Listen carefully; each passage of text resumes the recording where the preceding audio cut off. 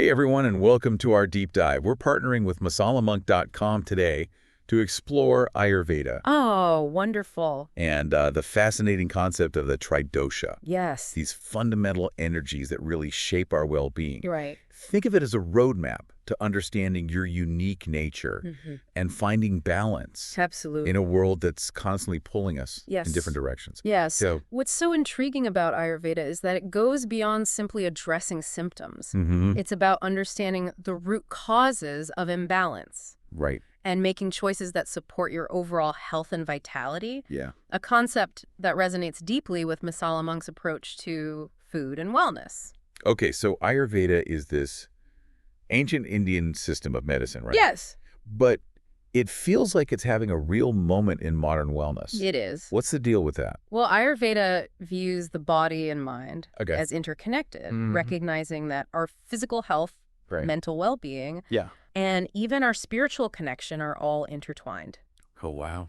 This holistic perspective is gaining traction as Yeah. people seek more comprehensive approaches to health Hmm. beyond just treating isolated symptoms. So it's not just about popping a pill when you have a headache. Right. It's about understanding why you have that headache in the first place. Exactly. Got it.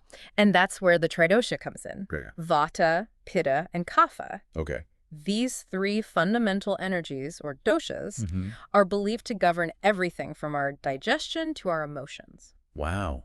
Mhm. It's like our own personal blend of energies, kind of like a Yeah. fingerprint. That makes us unique. Precisely. Yeah. And just like our fingerprints, our dosha constitution influences everything. Wow. From our physical characteristics Okay. to our personality traits to our tendencies towards certain health challenges. Oh, fascinating. Yeah. All right. So let's break down each dosha. Okay. First up, we've got Vata, Okay. the airy one. Think of Vata as the energy of movement and change, Okay. like the wind. Mm-hmm. It's associated with the elements of air and ether or Right. space. Okay. This energy governs all the dynamic processes in our bodies, Wow. from breathing to circulation to nerve impulses. So someone with a lot of Vata might be naturally slender, Yes. quick-witted, Mm-hmm. and always on the go. You got it.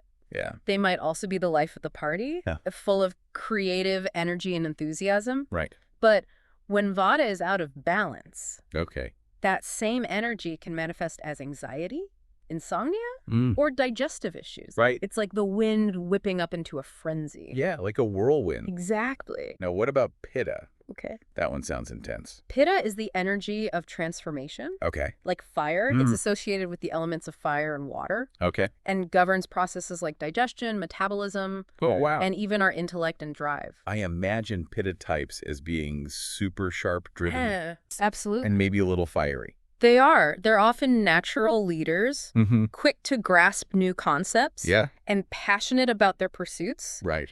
But when Pitta is out of balance, Oh. that fire can turn into anger, Okay. inflammation, Hmm. or skin issues. And then there's Kapha, Yes. the grounding one. Mm-hmm. Tell me about that energy. Kapha is the energy of stability and structure, Okay. like the earth. Right. It's associated with the elements of water and earth Mm-hmm. and governs things like lubrication, Right. immunity, Yeah. and emotional bonding. So if someone have a lot of Kapha, they might be calm, Yeah. nurturing, Mm-hmm. and the rock that everyone leans on. Exactly. They're often the peacemakers, Right. the loyal friends, Yeah. and the ones who bring a sense of steadiness to any situation. That's great. But when Kapha is out of balance, Oh, no. that same groundedness can lead to lethargy, Okay. stubbornness, Mm-hmm. or even respiratory issues. This is all so fascinating. Yeah. It feels like each dosha has its own unique strengths and challenges. That's the beauty of Ayurveda. It Yeah. recognizes that we're all different Right. and that there's no one-size-fits-all approach to health. Okay. The key is to understand your individual constitution Right. and make choices that support your unique doshic balance. Okay, so how do we figure out which dosha is dominant for us? Well, I know we can always consult with an Ayurvedic practitioner, yes, but are there any clues we can look for on our own? absolutely. Okay. There are certain physical and emotional characteristics associated with each dosha. Okay. For example, Vata types tend to be slender with dry skin and hair, Right. while Pittas often have a medium build and a reddish complexion. Mm-hmm. Kapha types tend to be sturdier with oily skin and hair. Okay, so we can start by paying attention to our physical characteristics. Yes. But what about our personality and tendencies? Those are also important clues. Okay. Think about how you typically react to stress. Yeah. Do you tend to worry and overthink like Vata? Mm-hmm. Or do you get easily frustrated and irritable like Pitta? Okay. Or do you withdraw and become lethargic like Kapha? I love how these simple observations can start to reveal so much about our inner workings. Mm-hmm. It's like peeling back the layers of an onion to understand ourselves better. Exactly. Yeah. And remember, most people are a blend of all three doshas, Right. with one or two usually dominating. Okay. This understanding is just a starting point Yeah. for a deeper exploration of your unique constitution. This is all so insightful. Yeah. It's like we're starting to see ourselves and the world through a whole new lens. And the beauty of Ayurveda is that it doesn't just stop at understanding your dosha.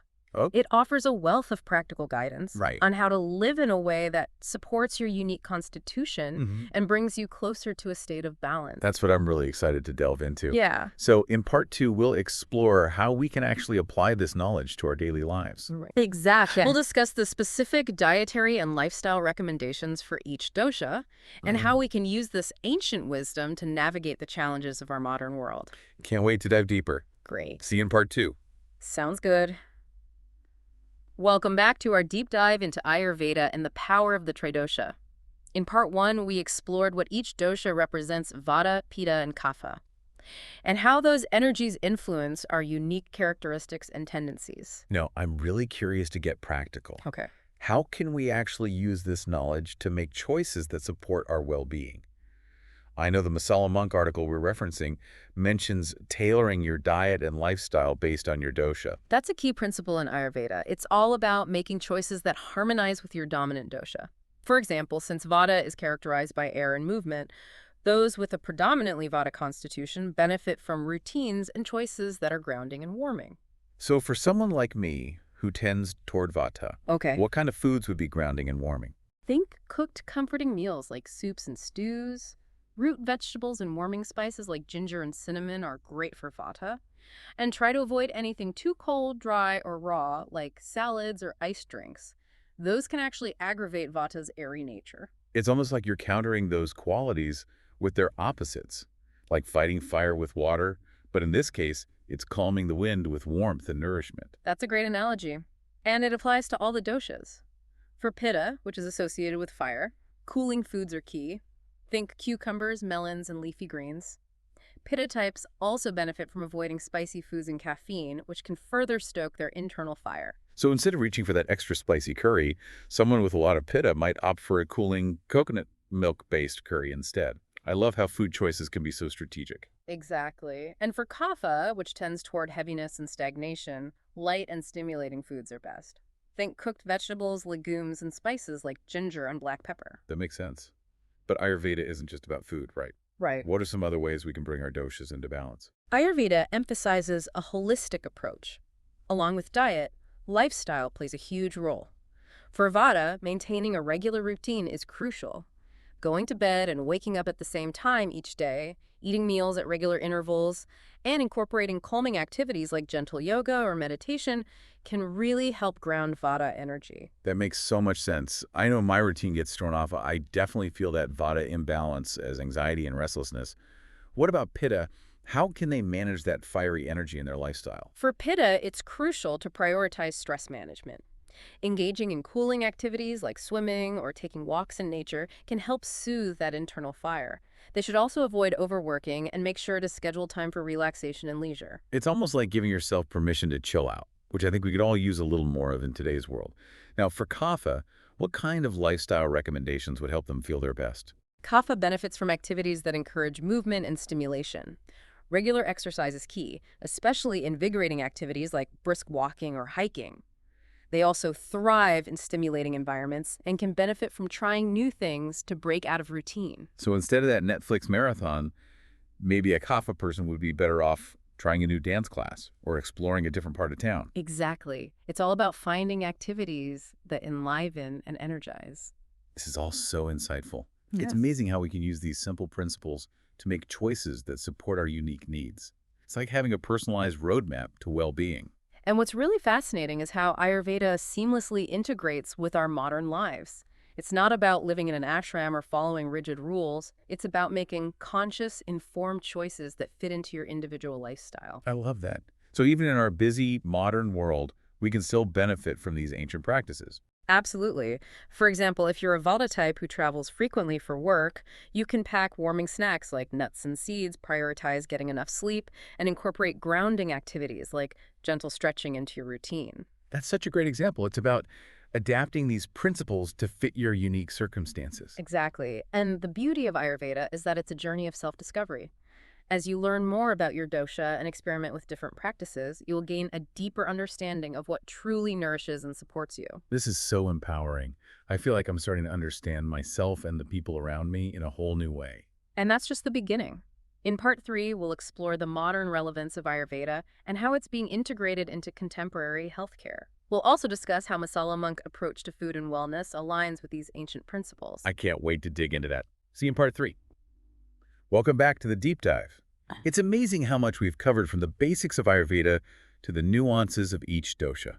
Now, I'm excited to explore how this ancient wisdom is making its mark in our modern world. What's fascinating is how Ayurveda, a system that's been around for thousands of years, is finding new relevance in addressing the health challenges of today. It seems like everywhere you look, people are talking about gut health, chronic inflammation, and stress management, things that Ayurveda has been addressing for centuries. Exactly.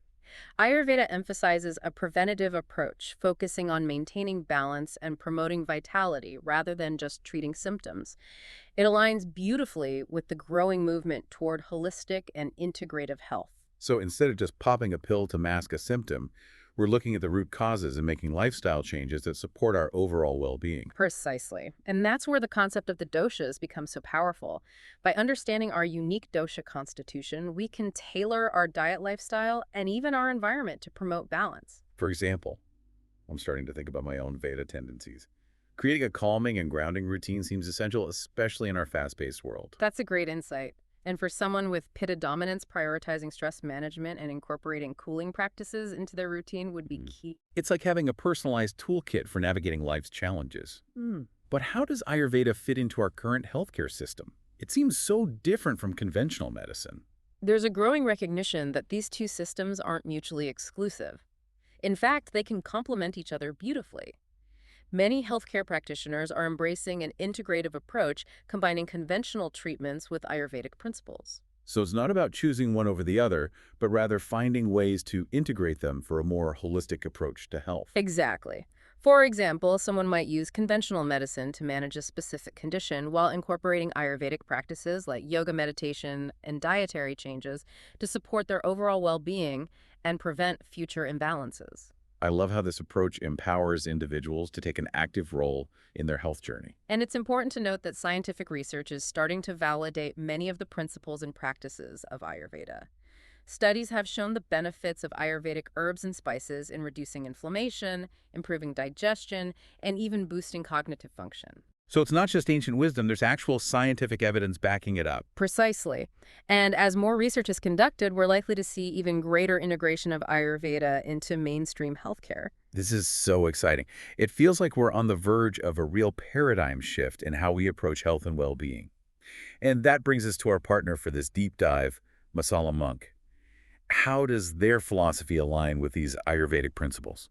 Masala Monk embodies the essence of Ayurveda by offering a range of delicious and healthy products that support a balanced lifestyle. Their spice blends, teas, and snacks are crafted with Ayurvedic principles in mind, using high-quality ingredients and traditional recipes. I love how they're making these ancient practices accessible and enjoyable for modern life. Yeah. It's not about deprivation, it's about nourishing ourselves with foods that taste good and make us feel good. Exactly. And that's what Ayurveda is all about, finding joy and balance in all aspects of life. This has been such an incredible journey of discovery. I feel like I've gained a whole new understanding of myself and the power of these ancient practices. It's been a pleasure exploring this with you. And remember, this is just the beginning of your Ayurvedic adventure. There's a wealth of knowledge and resources available if you want to learn more. Yes. And for our listeners who want to experience the deliciousness and wisdom of Ayurveda, be sure to check out masalamonk.com. They offer a wonderful selection of products to support your journey toward a more balanced and vibrant life. And don't forget to explore the additional resources mentioned in the Masala Monk article we've been referencing throughout this deep dive. There's so much more to discover. Thank you for joining us on this fascinating exploration of Ayurveda and the Tridosha. We hope you've gained some valuable insights that you can carry with you on your own journey towards holistic health and happiness. It's been a joy sharing this wisdom with you. Until next time, stay curious. Keep exploring and embrace the power of Ayurveda to live your most vibrant life.